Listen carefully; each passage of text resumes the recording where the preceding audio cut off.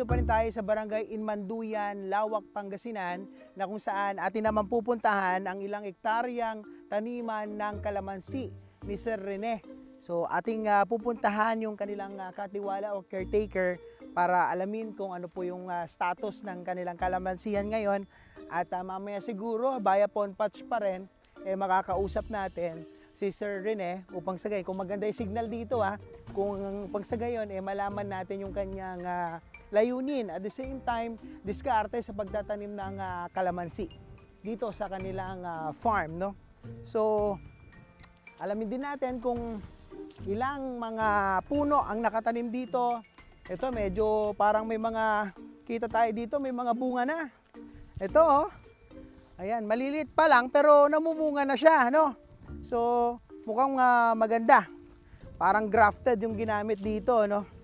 Ayan oh, mahitik na sa bunga. Ito, marami ng bunga guys, no?